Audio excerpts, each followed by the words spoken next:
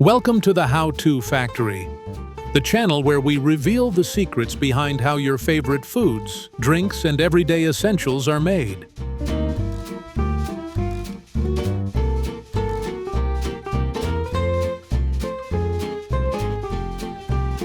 Tequila, smooth, fiery, and unmistakably Mexican. Whether it's served with salt and lime, blended into a margarita, or slowly sipped from a crystal glass, tequila has earned its place as one of the most iconic spirits in the world. But what exactly gives it that earthy aroma, peppery bite, and warm finish? And how does a spiky desert plant transform into a liquid so deeply tied to celebration and tradition? Today, we're heading into the heart of Mexico to uncover how tequila is harvested, distilled, and bottled, from field to factory. Now, let's raise a glass to history. Tequila's roots stretch back thousands of years. Long before Spanish colonizers arrived, the Aztecs were fermenting a milky beverage called pulque from the sap of the agave plant. When the Spanish introduced distillation in the 16th century, pulque evolved, eventually giving rise to mezcal and later the distinct blue agave spirit we now call tequila. By Mexican law, real tequila can only be made in specific regions, mostly in the state of Jalisco, and must come from one plant, the blue Weber agave. And before we dive into the distilling details, don't forget to smash that like button like a Tahona crushing agave, subscribe to the How-To Factory, and tap the notification bell so you don't miss a single shot of how the everyday becomes extraordinary. And that's where it all begins. Agave takes time, about 7 to 10 years to fully mature. The fields are filled with long rows of spiky blue-green plants that soak up the hot sun and store starches in a thick heart called the piña, named for its resemblance to a pineapple. When the plant is ready, skilled laborers known as jimadores use sharp tools called coas to strip away the agave's long leaves, leaving behind the dense core. These piñas can weigh anywhere from 40 to over 100 pounds each. They're loaded onto trucks and transported to the distillery. Now comes the transformation. First, the piñas are roasted. Traditional methods use stone ovens called hornos, while modern distilleries might use stainless steel autoclaves. Either way, the heat slowly converts the agave's starches into fermentable sugars over many hours, sometimes up to 48 hours for traditional roasting. Once softened, the cooked agave is shredded or crushed, traditionally with a massive stone wheel called a tahona, now often replaced with mechanical shredders. This process extracts the sweet agave juice, called aguamiel. The juice is then fermented in large tanks, sometimes wood, sometimes stainless steel, where natural or added yeasts turn the sugars into alcohol over several days. The resulting liquid, called mosto, is then ready for distillation. Tequila must be distilled at least twice, often in copper or stainless steel pot stills. The first run separates solids and impurities, and the second refines the spirit into a clear, high-proof tequila.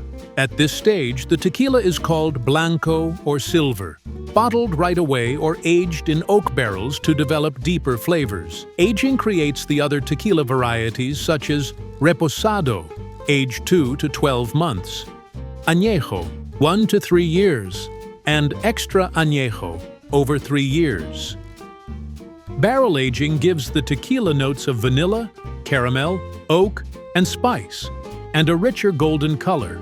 Before bottling, the tequila is often diluted with purified water to bring the alcohol content down to the standard 40% ABV.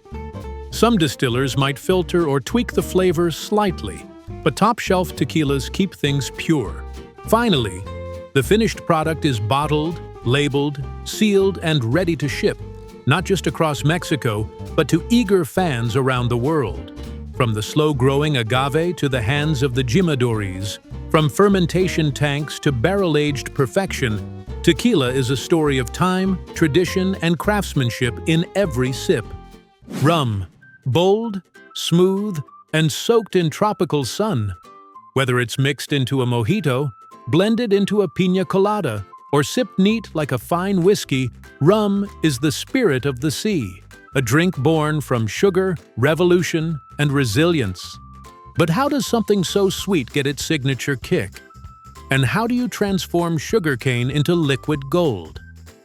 Today we're heading to the Caribbean and beyond to explore how rum is harvested, distilled, and aged, from cane field to cask. The story of rum begins in the 17th century when European colonists established vast sugarcane plantations across the Caribbean. As sugar was processed, molasses, a sticky, dark byproduct, piled up. It didn't take long before someone figured out this leftover syrup could be fermented and distilled into something much stronger.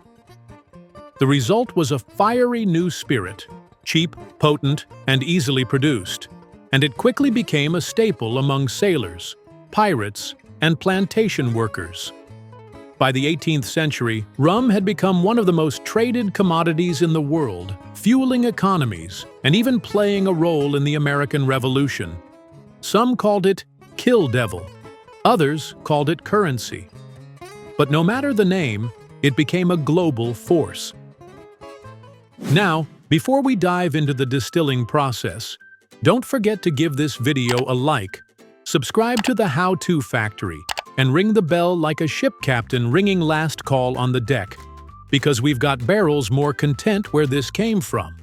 All right, let's crack into how rum is really made.